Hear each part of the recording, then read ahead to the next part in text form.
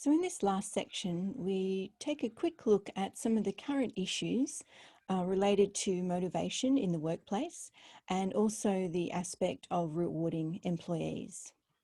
So going back to typically our book finishes off with a chapter around workplace diversity. And we've also looked in different modules across the weeks at the relevance and import of people's cultural background in terms of influencing their behaviours, perceptions, and priorities. And it's no different when it comes to motivation. So in the book, it details some key examples, so I encourage you to take a look at it, of how different theories become more applicable or in some cases work slightly differently in different cultural contexts. So the key point is that a lot of these theories came out of America and so have an American bias around individualism and accomplishment, which aren't necessarily the real focus in other cultures. And so these theories, we need to think of them in more nuanced ways when we look at them in different cultural contexts. But one thing that has come out is that across the world, the idea of having interesting work is a largely universal feature of what makes work motivating. And so that's a kind of key point to take away with, I think, that whatever it is that you're doing or whoever it is that you're leading or managing, how can you help to make that work interesting and potentially to be meaningful in some way to them so that they have that level of interest in the work that they're doing. We also in the book talk about flexibility as a kind of key modern idea when it comes to motivating workers. And so flexibility comes about in a few different ways. So they give us these different examples of flexibility more in terms of the way that time and workload is managed. So they talk about the use of compressed work week. So instead of working, I don't know, 9 to 5, 5 days a week, you might work 8 to 7, 4 days a week or whatever it is. There's also the option of flexible hours, job sharing and telecommuting. So with technology increases, these things have all become more possible.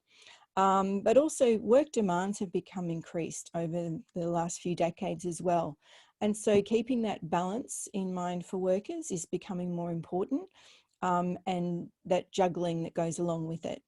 So having that flexible approach to work and to the work week can be particularly useful for helping keep people motivated at work and preventing burnout as well. So then it also addresses the idea of some of the differences in the way that we might think about motivating different types of employees. So generally speaking, professionals are people who have a long-term commitment to a particular career. So, you know, you might be a professional in the music industry, and so as a consequence of that, you want to stay in the music industry for a long time. And because of that, or, you know, if you go into a specific profession, so if you're a podiatrist or a doctor or plumber or whatever it is, you sort of make a long-term commitment to that particular career. And as a consequence of that, you need to maintain an up-to-date set of information, do continuous learning so that you stay on top of your profession and also are able to improve in that profession. And so the research that's been done looking at the ways of motivating professionals as opposed to people who are just in a job and happy to just stay in that job or do a different job or whatever it is.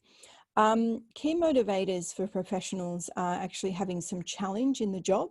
So we want work to be interesting because we can actually make some achievements. And so if there's not enough challenge in a job, it can become very boring very quickly.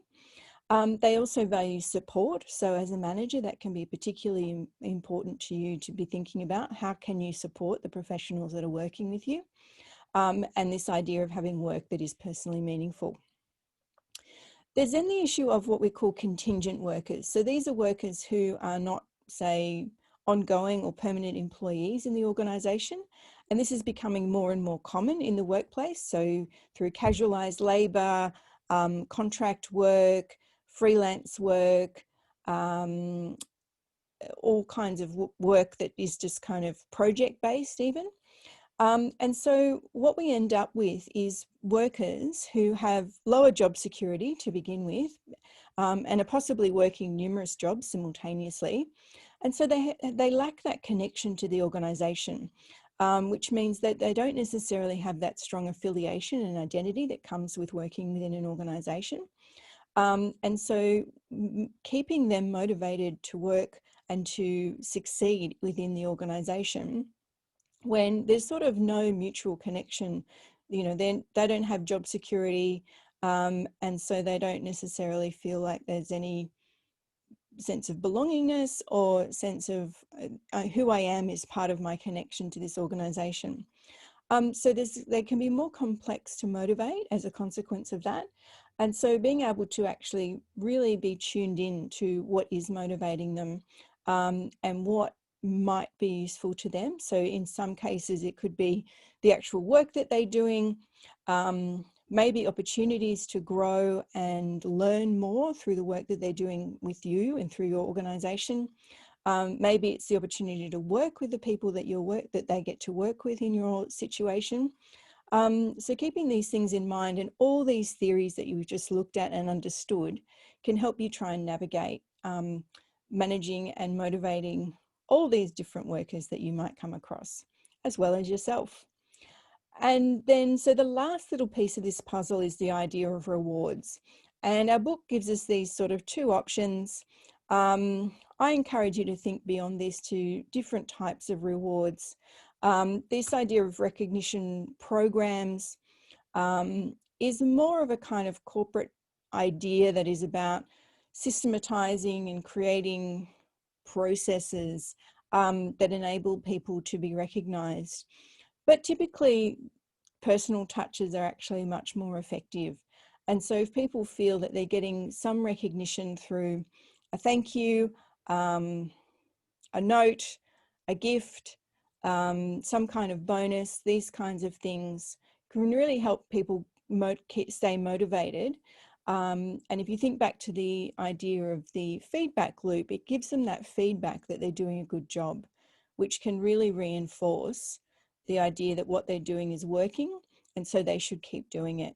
If they don't get that feedback of where you're appreciated and what you're doing is working, they won't know, and so they're left in this sort of limbo around, should I keep doing this or am I wasting my time? And so the other option that they discuss is this idea of pay for performance. So this is the idea, any kind of contract work is often done on this basis where you're contracted to do this specific job. So maybe, you're brought in to mix the sound for a particular gig or run the lighting or whatever it is. Any of you who are looking at being managers, you'll probably get a pay for performance scheme like with your bands, where you take a cut of their income. And so anything that is piecework, so, people who sew garments and they're paid per garment that they produce, the idea here is that people are then motivated because they see the direct relationship between what they're producing and the money that they're making. Now, this becomes a little bit more complex in the arts because often a lot of the work that people do is not visible work. So, if you're a songwriter, you might get paid to produce a song, but it doesn't take into account all the years that you've spent learning that skill of songwriting, or being able to play certain instruments. And so pay for performance can be a little bit of a tricky one in the arts, where we're trying to actually pay people for the actual output, as opposed to all the thinking and pre-work that goes into actually being able to produce that thing. So take that one with a little bit of, maybe this works, maybe it doesn't. But often, in the arts, people are being paid literally for performance. And so the production of those performances is what their income is tied to. So obviously that's quite a big motivator. If you're a touring band, if you don't tour, there's no money. And so that's a fairly motivating thing in order to enhance your creativity and your creative output.